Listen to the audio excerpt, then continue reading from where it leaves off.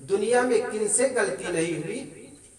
जो आदमी कहे हमसे कभी गलती नहीं हुई, जानना उसने जीवन में कभी नया काम किया नहीं। ये माताओं और बहनों का ये अनुभव है, जिन्होंने पहली रोटी बनाई उसने भारत का नक्शा बनाया होगा। पहली रोटी बनाई तो जरूर जली होगी। एक घर में एक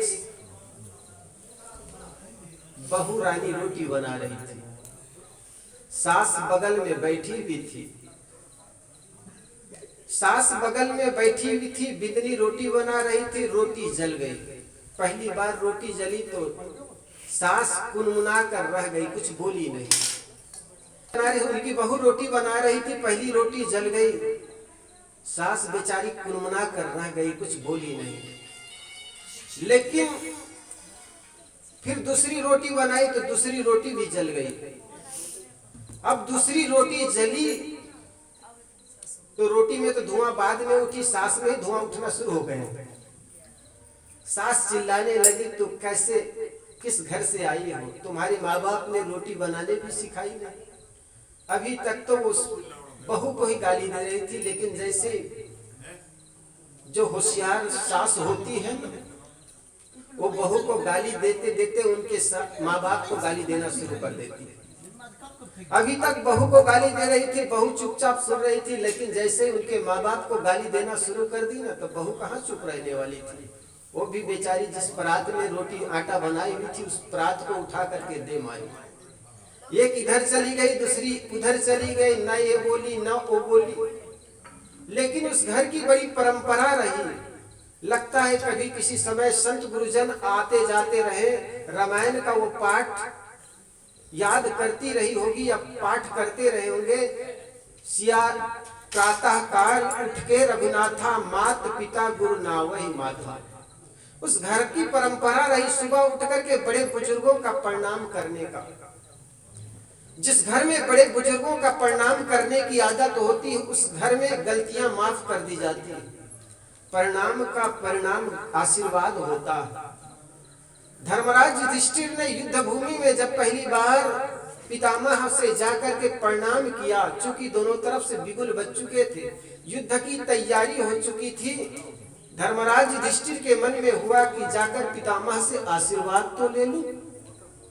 जाकर के पितामह के रथ के सामने हाथ जोड़कर कहने लगा, पितामह आपको प्रणाम। पितामह ने देखा धर्मराज प्रणाम करने आया, उन्होंने अनायास हाथ उठाकर कहा, बेटा विजयी भव। विजयी भव का उत्तर सुनकर के दुर्योधन तो एकदम फड़फड़ाने लगे, चिल्लाने लगे क्रोध से। कहने लगा, पितामह आपने ये क्या किया?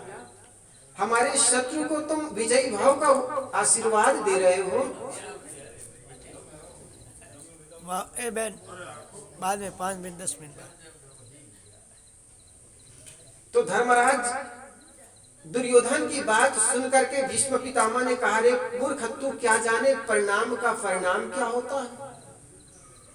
तू भी इस समय बड़े भाई धर्मराज युधिष्ठिर को अगर प्रणाम करने जाओगे ना, तो तुमको भी विजय भाव का आशीर्वाद देगा। तो परिणाम का परिणाम आशीर्वाद होता है। उस घर की परंपरा थी सुबह उठ करके बड़े बुजुर्गों का प्रणाम करने का। तो बहू रानी आंख मलते हुए जाग करके सासू माँ के खाट के सामने खड़ी हो गई। अभी अभी सासू माँ जाग करके खाट पर बैठी है, जमीन पर पैर रखी है, और बहू रानी आकर के कहने लगी, उनके पैर छू करके कहने लगी, सासू माँ प्रणाम। सासू माँ देखती ही ये कल वाली वही कलमुहे है कि कोई दूसरा है। कल तो ये उठा करके परवात मुख में दे मारी थी, और ये अब प्रणाम कर रही है। और अनायास उनके हाथ उनके सिर पर चला गया और कहने लगी, बेटी मैं भी कैसी बावली, अरे मैं भी इतनी संपत्ति जो है उसको क्या सिर में उठा करके ले जाऊंगी? लेकिन बेटी ख्याल रखना, गेहूं का रेट 24 रुपया 25 रुपया किलो हो गया, बड़ा महंगा है, इसलिए 2 रोटी के जगह केवल 1 रोटी जला जाता है। गलतियां सबसे होती है, मनुष्य गलती का पुतला है, अक्सर हो ही जाती है।